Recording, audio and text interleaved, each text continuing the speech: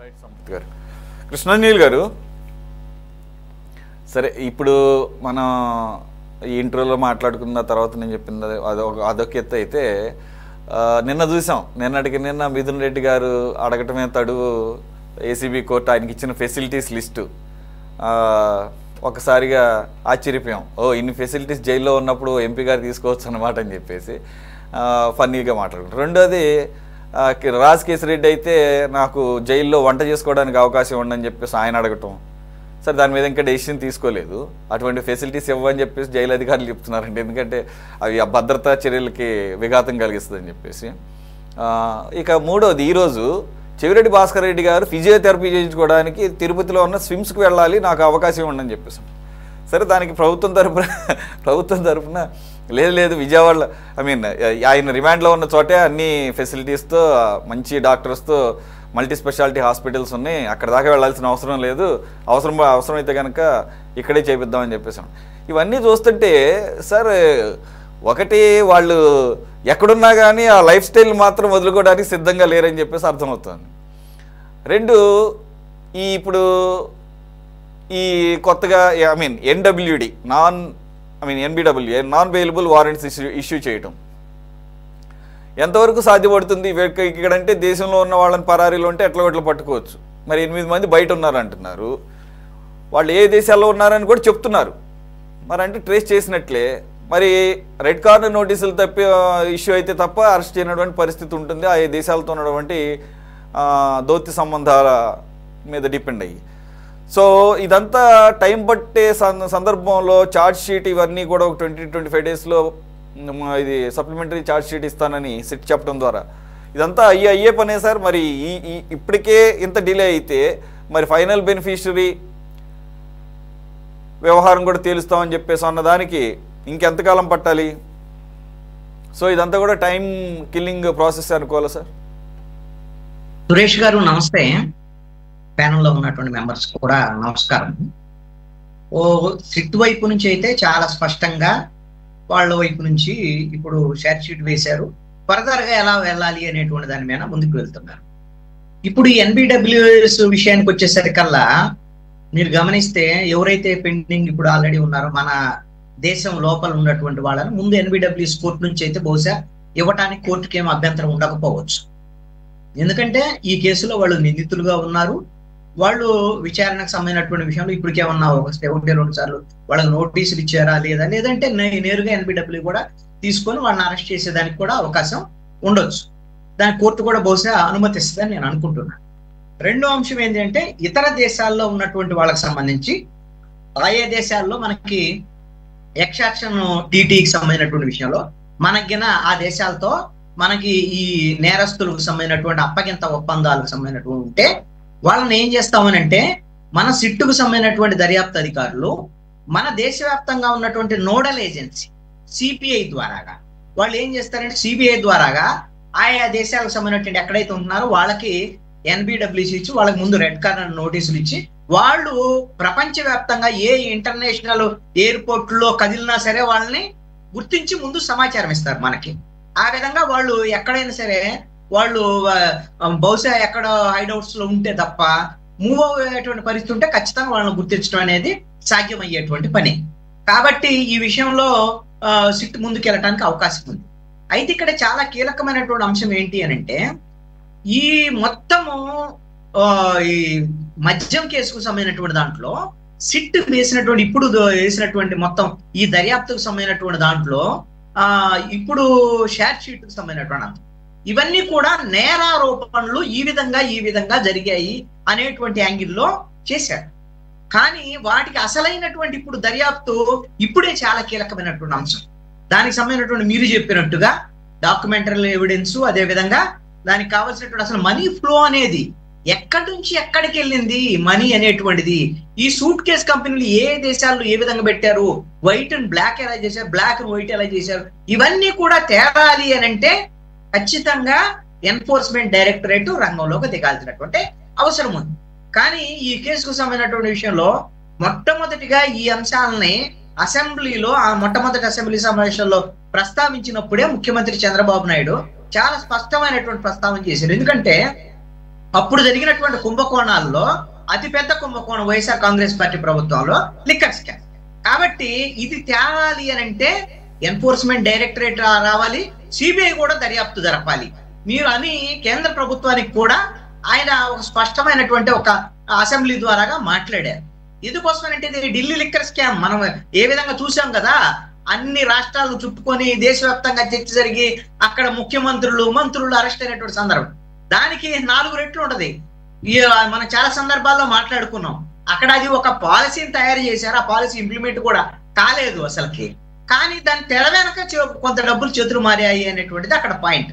ఇక్కడ ప్రభుత్వము ఒక పాలసీని తయారు చేసి వాళ్లే మద్యం తయారు చేసి వాళ్లే అమ్మకాల వరకు ప్రభుత్వం ఉంచుకొని వాళ్ళు ఇష్టం రైతనం చేశారు అనేటువంటి విషయం స్పష్టంగా ఆధారాలతో బయటపడ్డటువంటి అంశం. అయితే ఈ మనీ ఫ్లో అనేటువంటిది ఎక్కడి నుంచి ఎక్కడికి వెళ్ళింది అనేటువంటిది ఈ షార్ట్ షీట్ లో పేర్కొన్నారు. ఎవరి దగ్గర నుంచి ఎవరి దగ్గరికి వెళ్ళాయి అనేటువంటిది చాలా స్పష్టంగా పేర్కొన్నారు. బిగ్ బాస్ ఎవరు అనేటువంటి దాని మీద జగన్మోహన్ రెడ్డి పాత్ర ఉంది అనేటువంటి ప్రస్తావన కూడా చేశారు చార్ట్ షీట్ లోనే. కానీ దానికి సంబంధించినటువంటి ఆధారాలు కావాలి. అందుకు ఇప్పుడు సంబంధించినటువంటి మిగతా వాళ్ళు ఎవరైతే ఇంకా విచారించాల్సినటువంటి వాళ్ళు ఉన్నారో ఆ విచారించాల్సినటువంటి వాళ్ళని విచారించాలి, వాళ్ళని అరెస్ట్ చేయాల్సినటువంటి పరిస్థితి ఉంది. అయితే ఇక్కడ ఎక్కడా కూడా లూప్ హోల్స్ ఉండకూడదండి దర్యాప్తు విషయంలో. ఈ లూప్ హోల్స్ అనేది కనుక ఉంటే దర్యాప్తు అనేటువంటిది ఒకవేళ జరిగినా సరే పూర్తి స్థాయిలో ఇది వెళ్ళలేదు. ఎందుకు అనంటే మీరు ఇందాక ఒక ప్రస్తావన చేశారు, విజయసాయి రెడ్డి దర్యాప్తుకు సహకరిస్తున్నాడేమో, అందుకని ఆయన సాఫ్ట్ కార్నర్ ఉందేమో. ఇవి పనికిరామండి దర్యాప్తు విషయంలో.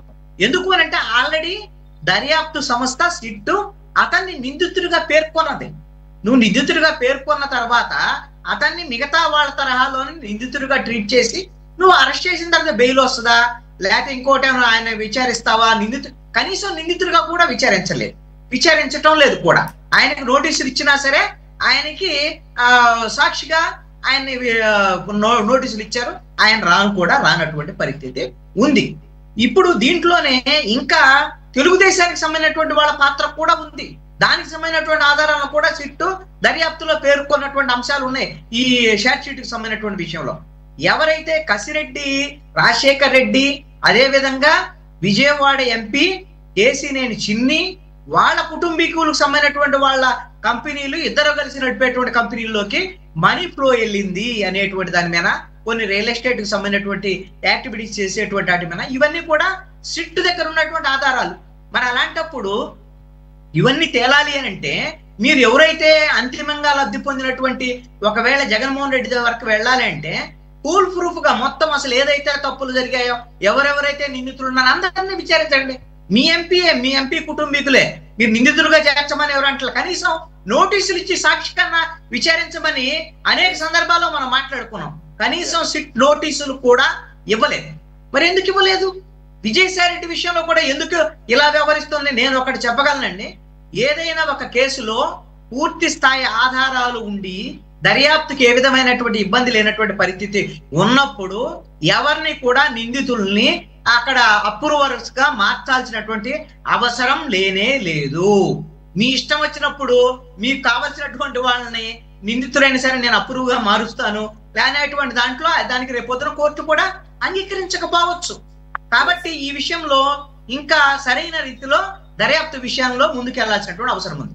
రెండో అంశం ఏంటి అని అంటే మీరు ఒక ప్రస్తావన చేశారు, అవినాష్ రెడ్డికి సంబంధించినటువంటి ఆల్రెడీ జైలు శాఖ కూడా కోర్టులో అబ్జెక్షన్స్ రైజ్ చేసింది ఆయనకి ఇచ్చినటువంటి సౌకర్యాల విషయం.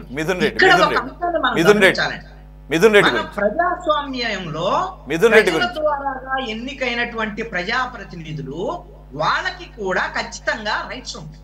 ఎందుకంటే మన అల్టిమేట్ గా ప్రజాస్వామ్యంలో ప్రజల ద్వారాగా ఎన్నికైనటువంటి ప్రజాప్రతినిధులు అవి చట్టసభలకు సంబంధించినటువంటి వాళ్ళని మనం గౌరవించుకోవాలి. ఇప్పుడు ఆయన మీద నేరారోపణలు వచ్చాయి, ఆయన అరెస్ట్ చేయడానికి ఏమి ఎంపీ కాబట్టి నన్ను అరెస్ట్ చేయలేదు, పార్లమెంట్ సమావేశాలు జరుగుతున్నట్టే కుదరదు కదా. అరెస్ట్ చేశారు, పార్లమెంట్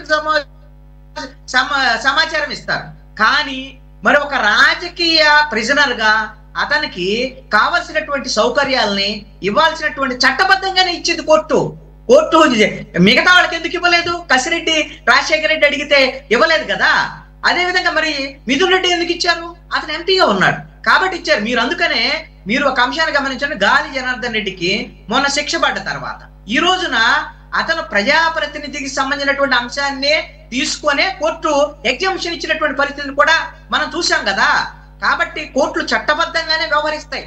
ఇప్పుడు ఆయనకి ఏదో ఎగ్జామ్షన్స్ వచ్చినందువల్ల వచ్చే నష్టమేం లేదు. ఇప్పుడు రేపొద్దున మిథున్ రెడ్డి దగ్గర నుంచి ఈడీ ఆయన కస్టడీలోకి తీసుకొని ఈడీ ఆల్రెడీ కేసు దర్యాప్తు చేస్తుంది. ఈ దీంట్లో ఎఫ్ఐఆర్ ఆల్రెడీ ఈడీ దర్యాప్తులోనే ఉంది, కానీ సీరియస్ దర్యాప్తులో లేదు. మీరు అనుకున్నట్టుగా, మీరు చెప్పినట్టుగా మిగతా రాష్ట్రాల్లో ఉన్నట్టు ఈ రాష్ట్రంలో లేదు. ఎందుకంటే ఈ కారణం ఏంటి అని అంటే జగన్మోహన్ రెడ్డి ఉన్నాడు. జగన్మోహన్ రెడ్డికి సంబంధించినటువంటి వాళ్ళు ఈ కేసులో నిందితులుగా ఉన్నారు. జగన్మోహన్ రెడ్డి ఈ రోజున నరేంద్ర మోడీకి, అమిత్ షాకి దత్తపుత్రుడు. ఇప్పుడు కూడా వాళ్ళకి దత్తపుత్రుడే. ఇప్పుడు తెలుగుదేశం నాయకులు కూడా ఏం చెప్పలేనటువంటి పరిస్థితి. మాదేనంటే అక్కడ కూడా గవర్నమెంట్, కానీ ఏం చేద్దాం, వాడు రెస్పాండ్ అవ్వట్లేదు సరిగ్గా. వాడు సిబిఐ రావాలని ఇప్పుడు వీళ్ళు కాదు. బీజేపీ రాష్ట్ర అధ్యక్షులుగా ఉన్నటువంటి పురంధేశ్వరయ్య మొన్న 2024 ఎన్నికలకు ముందు ప్రెస్ మీట్ పెట్టి 33,000 కోట్ల రూపాయల కుంభకోణం ఇది, మిథున్ రెడ్డి, అదేవిధంగా విజయసాయి రెడ్డి, అదేవిధంగా ఈ 9 డిస్టిలరీస్ ఎవరెవరు ఏ విధంగా రాయించుకున్నారు బలవంతంగా, వీళ్ళ వ్యవహారం ఏంటి అనేటువంటి దాని మీద మొత్తం వివరాలన్నీ ఇచ్చి సిబిఐ దర్యాప్తు జరపాలని ఆవిడ అడిగింది. ఈడీ సిబిఐ దర్యాప్తు జరపాలని పిలిచి ఏం మాట్లాడారేమో తెలియదులే, కానీ ఎన్నికలకు ముందు ఇంకా ఆవిడ ఇంకెప్పుడు మాట్లాడలేదు. ఇప్పుడు కూడా ఈ దర్యాప్తు జరిగేటప్పుడు కూడా సిబిఐ ఎక్కడ కూడా ఈ మొత్తం సిబిఐ రావట్లేదు, ఈడీ వచ్చినా యాక్టివ్గా లేదు. కానీ బీజేపీ వాళ్ళు కూడా ఎక్కడ మొక్కుబడిగా మాట్లాడటం తప్ప ఆంధ్రప్రదేశ్ లో ఎక్కడ కూడా ఈ జగన్మోహన్ రెడ్డి గాని ఈ అంశాల మీద వాళ్ళు ఏం మాట్లాడట్లేదు ఆంధ్రప్రదేశ్ లో. కారణం ఏంటంటే వాళ్ళకి రాసి మిత్రుడు వాళ్ళ బాస్ కి, కాబట్టి బీజేపీ వాళ్ళు ఇక్కడేం మాట్లాడతారు, మాట్లాడలేనటువంటి. దీనికి ఇంకొక కారణం కూడా ఉంది అనేటువంటి దాని మీద ఖచ్చితమైన ఆధారం నా దగ్గర లేదు. కానీ ఈ కుంభకోణం జరిగినటువంటి సందర్భంలో ఆంధ్రప్రదేశ్ లో ఆ విధమైనటువంటి స్లీపింగ్ పార్ట్నర్స్ గా కొంతమంది డైరెక్టర్లుగా కనపడినటువంటి ఈ డబ్బులు పుచ్చుకున్నటువంటి వాళ్ళలో బీజేపీకి సంబంధించినటువంటి వాళ్ళు కూడా ఉన్నారు అనేటువంటి ఆరోపణలు కూడా ఉన్నాయి ఈ విషయంలో. అందుకనే బీజేపీ ఈ రోజున జగన్మోహన్ రెడ్డిని వాళ్ళని కాపాడేటువంటి ప్రయత్నాలు చేస్తుంది అనేటువంటిది. ఇప్పుడు సిట్టు తలకిందులుగా తప్పచేసినా సరే బీజేపీ సహకరించకుండా, ఈడీ సిబిఐ రంగంలో దిగకుండా దీని కొండందో వెలకను పెట్టినట్టు చివరి వరకు హడావుడి చేసి వదిలిపెట్టడం తప్ప పెద్దగా సాధించేటువంటిది ఏమి ఉండకపోవచ్చు అనేటువంటి అనుమానాలు. కృష్ణ.